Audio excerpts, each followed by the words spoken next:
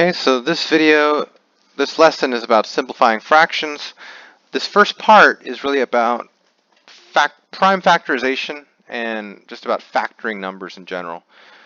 So on that note, a factor is one of two or more numbers, and I should really say whole numbers, that when multiplied together produce a given product. So for example, in 3 times 5 equals 15. The 3 and 5 are the factors. 15 is the product. To find all the factors of a number, we simply find all the numbers that evenly divide into that number. And so again, we're talking about whole numbers. Decimals and fractions don't count when we're listing out factors of whole numbers. So here's our example. List out all the factors of 20. So I'm going to make a list here, and we can just start with basically with the number 1 and just count up from there. So if I'm dividing up 20, I can say 20 is 1 times 20, right? If I go from 1 to 2, we can say, is 20 divisible by 2? It is. Then we have 2 times 10. We move on to 3, and we say, well, can 20 evenly divide 3? And it can't. So then we move on to the next biggest number, which is 4. So we have 4 times 5. We can get 20 that way.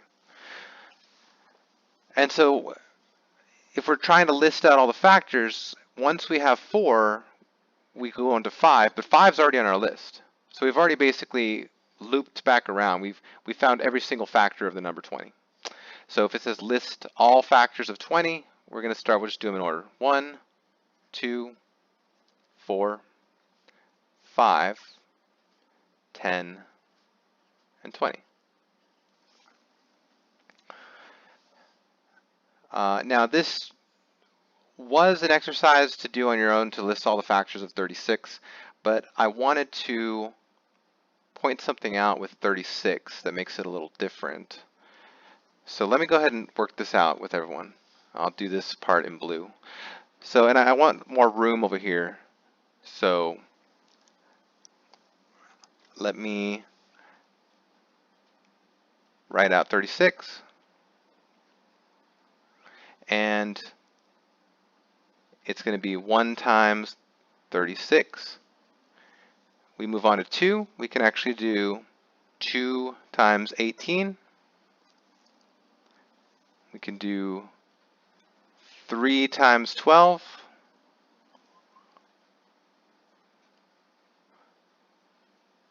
Moving on, we could do 4 times 9 to get 36. We can try 5. We can say, is 36 divisible by 5? It's not. It doesn't divide evenly. And then once we get to 6, we have actually 6 times 6 to get 36. So 36 is what's known as a perfect square. And so I wanted to point out this example because in our list here, we pair up numbers and we list out the factors. We have 6 listed twice, but when we list out the factors of 36, we don't have to write it in there twice. But let's take a note that in our factor list, we have the same number times itself. So it's a good time to point out that that is what's known as a perfect square. And so we make our factor list for 36. Let's start in order. We have 1, 2, 3, 4, 6. We don't have to write it twice. It is a factor. 9, 12, 18, and finally 36. So what you'll notice about all these lists is that every single number is going to have at least 1 and the number itself as a pair of factors. We can always multiply 1 times the number itself to get that number as a product. So that brings us to our next definition. What is a prime number? So a prime number is any number that's greater than 1, and it has to be greater than 1 because 1 does not count as a prime number, it doesn't count as a composite number either. So prime numbers are greater than 1 that only have factors of 1 and the number itself. So here's some examples. It says it wants us to circle the numbers below that are prime, or I can actually probably highlight them out. So 7. 7 is actually a prime number because the only way to represent 7 is to have 1 times 7. 7 times 1 is 7, but there's no other two whole numbers that we can multiply together that can give us 7. 24, on the other hand, we can do something like 4 times 6.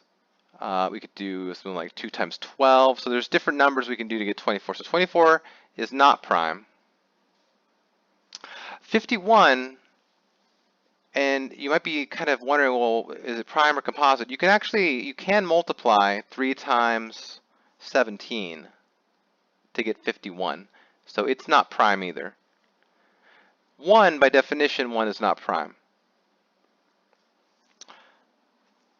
37 is a prime number. The only two factors are 1 and 37, 1 itself.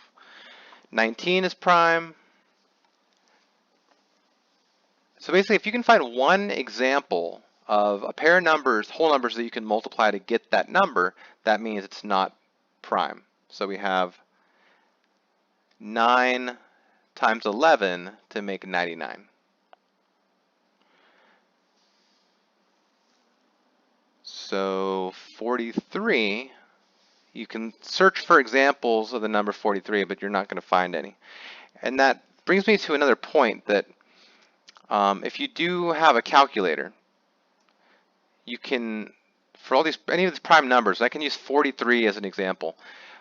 You can start dividing, starting with 1, or starting with 2, 3, 4, and if you only get decimal numbers, then there's no pair of factors. So for 43, I can do 43 divided by 2, 21.5. So that's not a pair of factors, not divisible by 2. I can do 43 divided by 3, and I get a big long decimal, so that doesn't work. I can do 43 divided by 4, and that's a decimal. 43 divided by 5, and keep searching for a number that can divide evenly. 43 divided by 6, and I get 7 point something. 43 divided by 7, and I get 6 point something. So at that point, you can actually stop searching because I've kind of searched all numbers that I had to, because it was 7 point something times 6, or it was 6 point something times 7. So we didn't find any numbers that evenly divide. I can keep going. I can say, well, 43 divided by 8, but now these numbers are going to get smaller, and so you don't have to search anymore. There's a rule. If you're looking for factors of a number, that if you go up to about the square root of that number, then you don't need to divide anymore. So what I mean is, square root of 43 is a strange decimal value, but the next highest square root is, if we do the square root of 49, that's a perfect square, we get 7, right? So we only need to do 43 divided by 2 divided by 3 divided by all the way up to 7, and if we don't get any other whole numbers, then we've determined that it's a prime number. So those are your prime numbers here in this list. If a number is not prime, it's known as a composite number, so that's just the opposite of prime. And again, 1 doesn't count as either. So in the bottom here, it says circle the numbers below that are composite. So we have 8, because 8 is, let me switch color here. 8's composite because you can do, 2 times 4 to get 8. 19 is, like we circled it here, we highlighted it up there, it's a prime number, so that's not composite. 51, as I noted above, was 3 times 17, which is kind of a strange, it's not in the normal multiplication tables people normally memorize, but it is 3 times 17. Those are two whole numbers, so it is composite. Let's highlight it. 1 doesn't count as prime or composite, so we'll ignore that. 31 is actually a prime number, so this is not composite. There's no whole number factors of 31. 39 is actually 3 times 13. 3 times 13 is 39, so that is a composite number. 99, as we saw above, 99 is 9 times 11. So because it has factors other than 1 in itself, it is composite. And then 67 is actually a prime number. Right?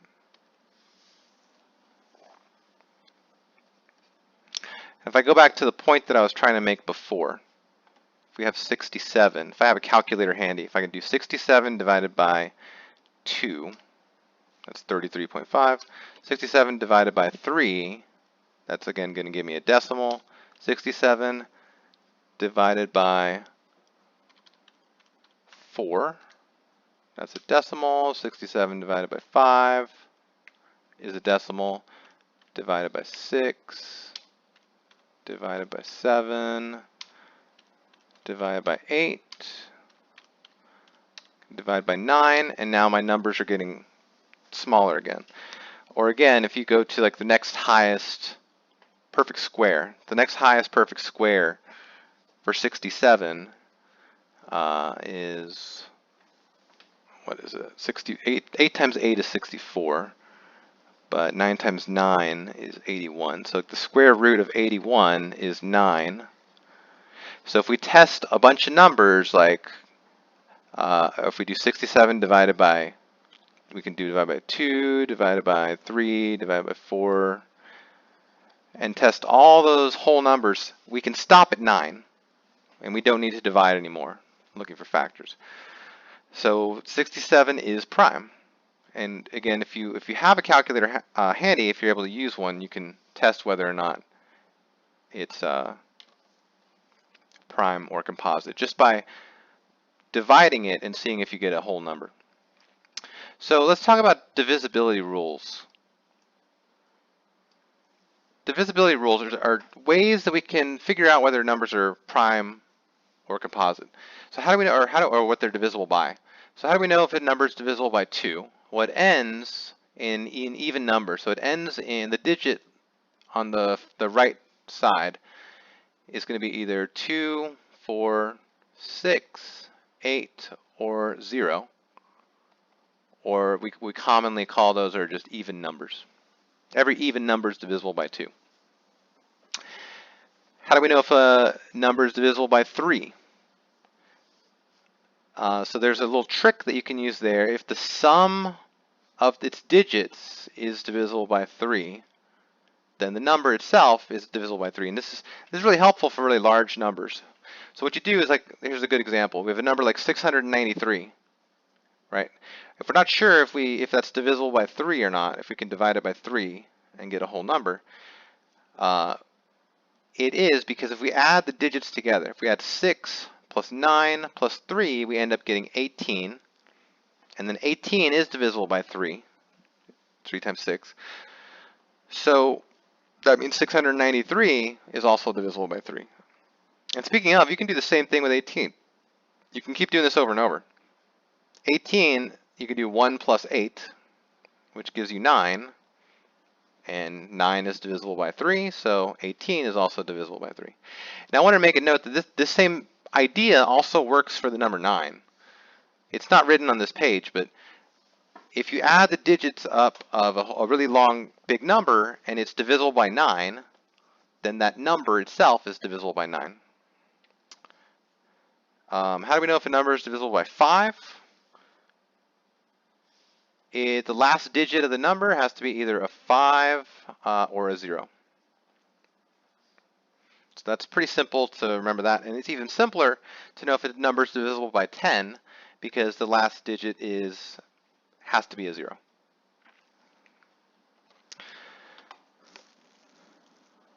So let's talk about prime factorization.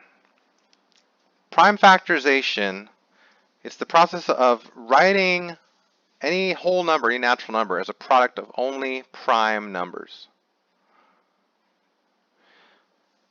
So we can determine whether the factorization represents a prime factorization, and if not, we can explore why. So if we write 48 as 2 times 3 times 8, the thing about the number 8 is you can also write that as 2 times 4, and then 4 you can write as 2 times 2. So 8 is not a prime number, so this is not the exact prime factorization. But, and we're going to go into this below right here when we do a complete factor tree, but I want to mention it here. All these prime factors, 2 times 3 times 2 times 2 times 2, makes the prime factorization of 48. So we can actually write this as 48 is 2 times, and let's just do them in order, 1, 2, 3, 4. There's 4 of the number 2 and then times 3. Or a quicker way to do that using what's called exponential notation is all of this 2 times 2 times 2 times 2 we can write as 2 to the 4th power, and then we're multiplying by 3. And then so on this example, 126, it's written out as 2 times 3 times 3 times 7. All of these are prime numbers. So this it is considered a prime factorization, and we don't have to factor any further. So, and this idea of factor trees is very interesting because we use it a lot. And the thing about prime factorization is it's not just useful for reducing fractions, it's useful for just number theory, for studying numbers in general. So let's take a look at this. To find, the example is to find the prime factorization of the number 40. So let me stick with red, I guess. I'll be in red. So we make a factor tree. And to make a factor tree, you write out the number, right? And split it up. And we're going to pick any 2 factors of that number and then write them. And then below that, we can split those up and just repeat the same process over and over until we get to prime numbers. Because again, prime numbers we can't divide up any further. So once we get to the prime numbers, then we either circle them or I'm going to highlight them, and then that's our prime factorization. So our example here with the number 40. Now don't use 1 times 40 because that's not really helping at all. It's not making it any simpler. But for 40, we can use something like, for example, like 10 times 4. And if you start with 2 different numbers, not 10 and 4, but 2 other factors of 40, you actually still get to the same exact answer if you do all of this correctly. So now we do the same thing, but we move down a level. We have the number 10, and we can split that into 2 times 5. And we have the number 4, which splits up into 2 times 2. So we've gotten down to the furthest level of this, what we call a factor tree. All of these values are prime, and so if we multiply all these numbers together, that is the prime factorization of 40. So we can say 40 is, and let me write it both ways. So it's 2 times 2, and then we can switch the order here, because again, it doesn't matter what order you multiply numbers in. That's something that's called the associative property. But we have 2 times 2 times 2 times 5.